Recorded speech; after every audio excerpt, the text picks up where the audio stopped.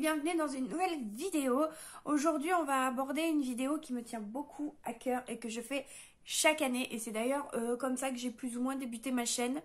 Le Pumpkin Autumn Challenge. Donc là concrètement cette année j'ai une jolie palle, mais je me suis pas trop emballée non plus. J'en ai pris un par sous-catégorie. Cette palle peut évidemment changer à tout moment. Donc on va pas traîner parce que y a quand même pas mal de catégories, sous-catégories, etc. Oui, j'ai changé mes cheveux et comme vous pouvez le voir, c'est un blond très très clair par endroits et le rendu final n'est toujours pas obtenu. Donc voilà, en dessous il y a des couleurs un peu plus un peu moins claires que devant. On va voir comment est-ce que je vais arriver à me dépatouiller de cette histoire. Bref, toujours est-il que le premier menu, cette année il y a 3 menus et 4 sous-catégories par menu. Donc le premier menu reste automne frissonnant. Et la première, je vais le mettre en face de moi, ça sera beaucoup plus simple. La première sous-catégorie c'est Je suis Médée, vieux crocodile.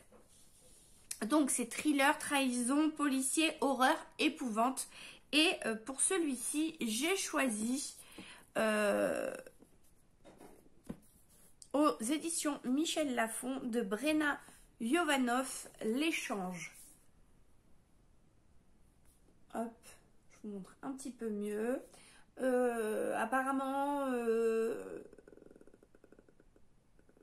il y a 16 ans, Meki a été échangé contre un nouveau-né. Il est un remplaçant.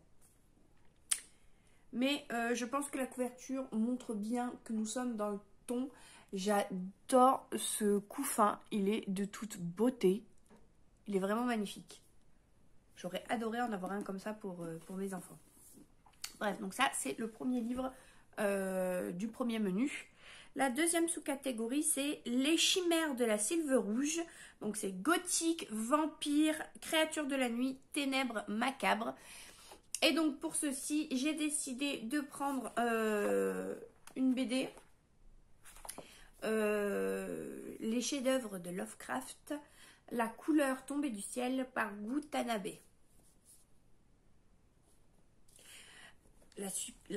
L'édition, c'est une édition, il y a Bragelonne qui fait ça, mais là c'est Kiun, apparemment.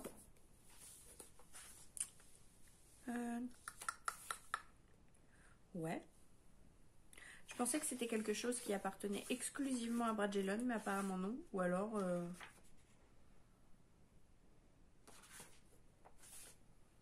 Oh, il y en a d'autres qui sont sortis dans cette couverture-là. Va falloir que je me renseigne pour mon chéri. Il a adoré. Donc, série complète en 2 tomes. Les montagnes hallucinées, chef-d'œuvre de Lovecraft, toujours. Et dans l'abîme du temps. Je vais jeter un œil à tout ça.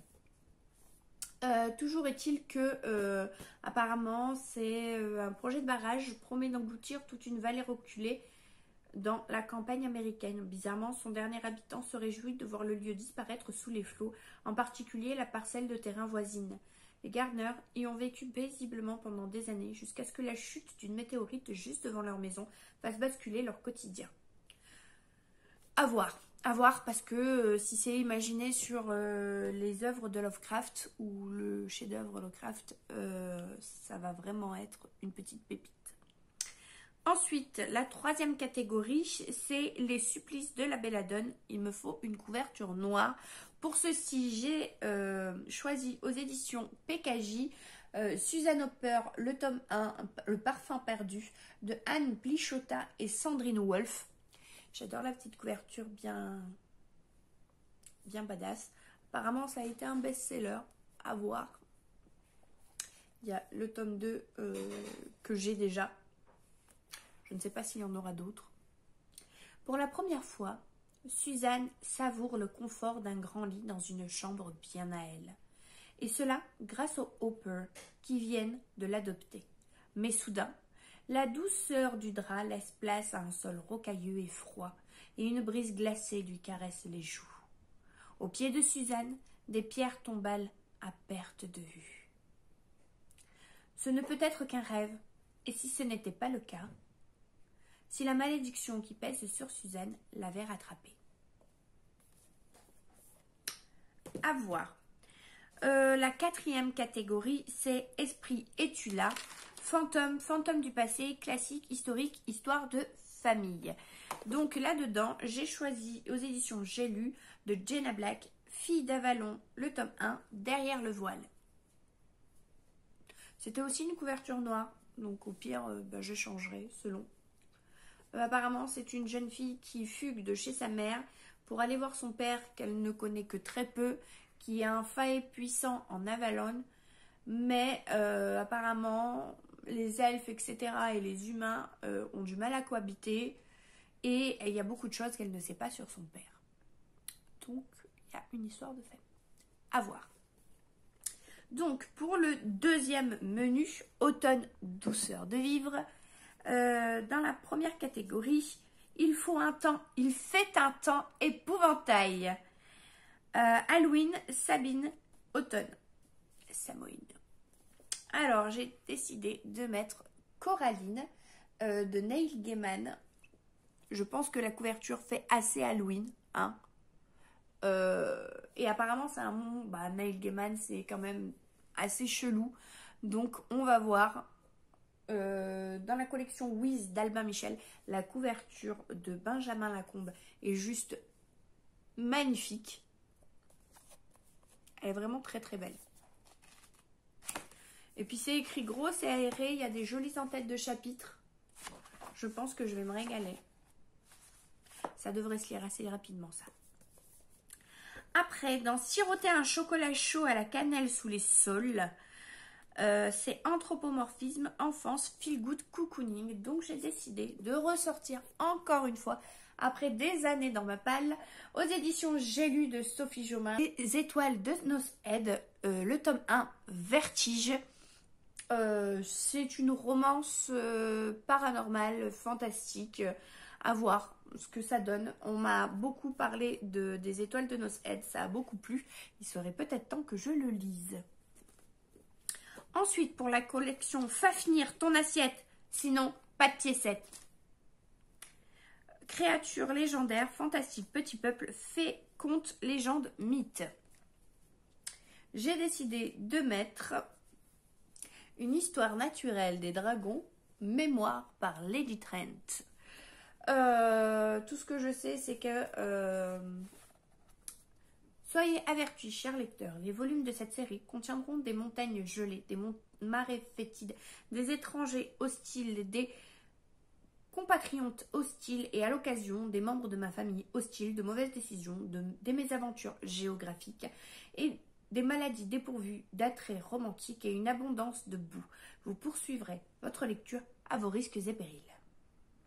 Les mémoires de Lady Trent, mises en scène par Marie Brennan, racontent la vie et les recherches d'Isabelle Trent, naturaliste mondiale, connue et désormais vieille dame, dont l'esprit et le style, empreints d'humour, s'avèrent sans pitié pour les imbéciles.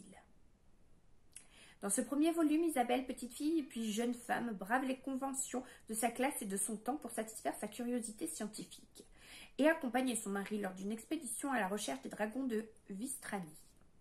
Un livre de facture raffinée qui s'adresse aux amateurs d'époque victorienne de fantaisie et n'est pas sans rappeler le travail baigné de naturalisme et d'imaginaire de Pierre Dubois dans La Grande Encyclopédie des Fées. La couverture est juste magnifique. Elle me donne envie depuis un bon moment. Donc je vais me lancer. Et pour finir, A Window to the Past, sorcière, sorcier, SFFF, magie, émotion et nostalgie. J'ai décidé de me ressortir, bon c'est un sorcier, aux éditions Bayard Jeunesse de Joseph Delaney. Le combat de l'épouvanteur, c'est le tome 4. Cette couve est juste magnifique. Donc c'est un sorcier, enfin il y a des sorcières, c'est un épouvanteur, c'est de la SFFF. Mais c'est surtout ma série doudou d'amour. Donc nostalgie et émotion, eh ben, vous êtes sûr que là, j'ai la totale. J'adore cette série. Donc maintenant, nous allons passer gentiment au troisième menu qui est le menu des enchantresses. J'aime beaucoup parce qu'il sera basé essentiellement sur le côté féminin, féminin sacré, nature, le féminisme, le militantisme, enfin toutes ces choses-là. Donc dans la première catégorie, les rêves d'Aurore, il faut un roman militantisme ou LGBTQIA+. Donc j'ai misé sur le militantisme, etc. avec, il me semble, attendez, je vérifie, le troisième menu. Oui, c'est bien ça.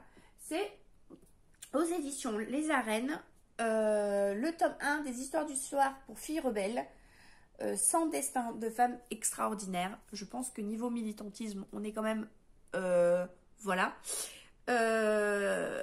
Il a été très très très encensé par les critiques. Je l'avais commencé et puis je ne suis pas allée très très loin parce que je le lisais en histoire du soir à mes enfants et que mon fils accroche absolument pas. Non, à 2 ans et demi, je pense que c'est parfaitement normal. Mais voilà. Donc, je vais me dévorer ce petit bijou. Je suis en train en ce moment de lire le tome 2. Évidemment, on s'en fiche puisqu'il n'y a pas d'histoire. Donc je peux le lire dans le sens que je veux. Mais enfin, voilà.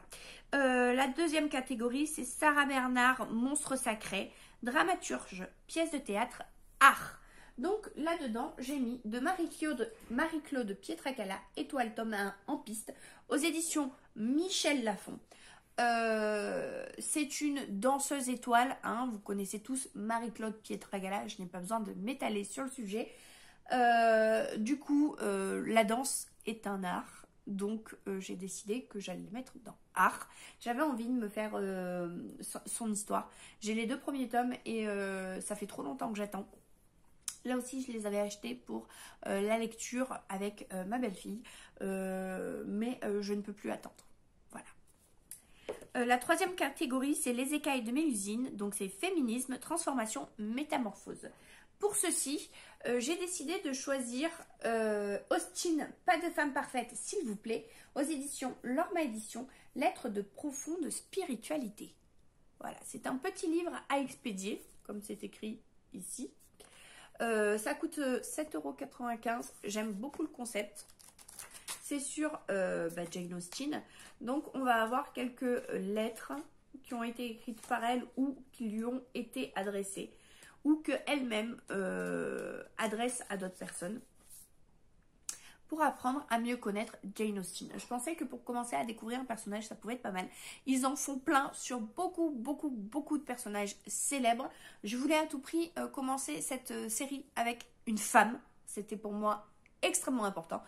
Et j'ai une copine qui est très amoureuse de Jane Austen. Lynn, si tu passes par là, coucou. Et du coup, je me suis dit, bon, allons découvrir cette personne. Elle a l'air géniale de ce que m'en a raconté Lynn, justement. Elle a l'air fabuleuse, donc je veux en apprendre plus sur cette dame. Et la dernière catégorie, Nausicaa de la vallée du vent, c'est Nature Watching, écologie, nature post-apocalyptique. Donc, j'ai décidé de me lire de Prue et Grizzly aux éditions Prestance.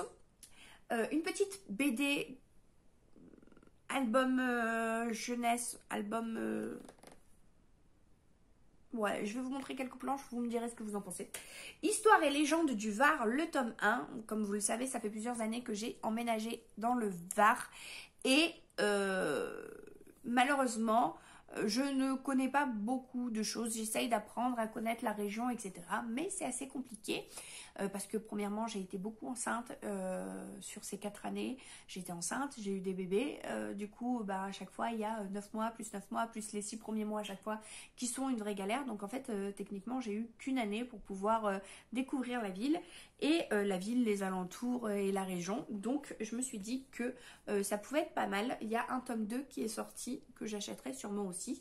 Je vais vous montrer quelques planches parce que c'est vraiment... très beau. Donc vous avez une planche et vous avez une légende de l'endroit où c'est. Et je trouve ça vraiment super cute, super beau. J'aime beaucoup le côté sépia pour bien montrer que c'était dans le temps et que ça ou que ça a vraiment existé ou que ça que c'est dans les croyances populaires du Var. Donc, voici pour les 3 menus. J'ai un petit bonus, donc je m'étais prévu une palle bien plus conséquente. Donc, c'est peut-être pour ça qu'il y a peut-être des choses qui vont changer, des lectures que je vais faire en plus et qui pourront peut-être rentrer dans une catégorie supplémentaire. Je vous ferai des vlogs chaque semaine. Je commence à partir d'aujourd'hui puisque nous sommes le 1er septembre. Mama Pumpkin m'a dit nous a dit que nous pouvions commencer le 1er, même si officiellement cette fois-ci ça commence le 7. Je vous avoue que j'ai pas envie d'attendre parce que j'ai envie de commencer tout de suite et que je me dis que 3 mois plein, pour moi c'est pas trop parce que pour arriver à lire tout ça, je serais déjà juste, voire très très juste, je pense pas y arriver. Donc du coup, c'est vrai que si je peux commencer dès aujourd'hui, c'est pas plus mal. Surtout que je me suis mise une catégorie bonus, c'est-à-dire de sortir un ancêtre de ma palle, un livre que j'ai depuis des années et que je rêvais de lire mais que je ne trouvais jamais le moment. Donc en fond, en petit fond, c'est-à-dire un peu tous les soirs avant de me coucher, je lirai quelques pages du Necronomicon. Oui, messieurs, dames, c'est un bijou fabuleux. Il est superbe, il est énorme. Voilà. J'aime beaucoup... je ne sais pas si vous êtes peut-être comme ça, oui. Vous allez voir que les pages sont un petit peu, ça fait un peu grimoire, quoi, tout simplement. Je vais vous montrer quelques petites pages. Donc, c'est écrit, voilà, hein. De temps en temps, vous avez des dessins, des illustrations, des mises en page, des grimoires, des formules, des sorts, enfin, tout un tas de choses. Donc, je vais m'éclater à lire ça. Derrière, nous avions le résumé qui était sur une petite page accrochée avec du film parce que ils n'ont pas voulu abîmer le livre qui, je vous l'avoue, est de toute beauté. Donc, si vous voulez bien, je vais vous lire ce qu'il y a noté. Donc, il m'a coûté 40 €. Oui, c'est une certaine somme quand même. Ceci est le témoignage de tout ce que j'ai vu et de tout ce que j'ai appris. Je dois noter tout ce que je peux à propos des horreurs qui hantent le monde extérieur. Et si je ne parviens pas à achever ma tâche, servez-vous de ce que vous trouverez ici pour découvrir le reste, car le temps est compté et l'humanité ne sait pas quelles calamités sont sur le point de s'abattre sur elle. Que les dieux vous accordent de mourir avant que les grands anciens règnent de nouveau sur la terre. Cet avertissement n'est pas à prendre à la légère. Vous tenez entre vos mains l'édition ultime du terrible Necronomicon, le livre occulte auquel H.P. Lovecraft fait référence à travers toute son œuvre. Après presque un siècle de spéculation sur son existence, des découvertes effroyables ne laissent plus de place au doute, le Necronomicon existe. Vous trouverez dans ce recueil inédit en France les noms des morts, l'histoire secrète du Necronomicon dans tous ses détails, les origines de l'ouvrage maudit et les circonstances de sa découverte et de son édition. Le Necronomicon, la traduction fidèle et intégrale, il est aux éditions Bragelonne, hein, pour information. Et son auteur, c'est juste signé Simon. Donc, c'est assez compliqué. Je ne sais pas du tout qui c'est.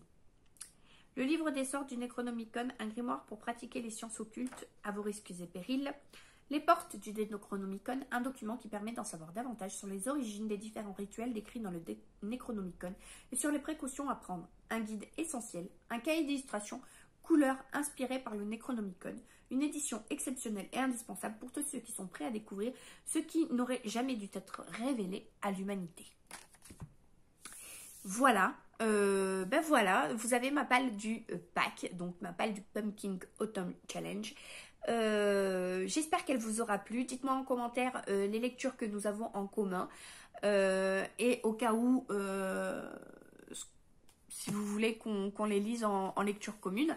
J'ai déjà Coraline en lecture commune avec Lolly Tiger. Je vous mettrai la chaîne en barre d'infos pour aller voir ce qu'elle fait. Elle fait beaucoup de cinématographie et de vidéos sur les livres, mais beaucoup sur les films, les séries, etc. Autrement, c'est un peu ses études, donc c'est la base. Autrement, sinon, j'espère que vous êtes en pleine santé et que vous allez vraiment adorer ce Pumpkin Autumn Challenge. Avec un peu de chance, on y arrivera, je ne sais pas, un peu de motivation peut-être même. Sur ce, bah, je vous fais des gros bisous. J'espère que vous allez passer un super merveilleux Pâques. Je vous fais des gros bisous. Si vous n'êtes pas abonné, allez vous abonner. Ça fait toujours plaisir. Laissez un petit pouce en l'air, un petit commentaire. Un petit geste de votre présence me réchauffe toujours le cœur. Je vous fais des gros bisous et je vous dis à bientôt. Ciao!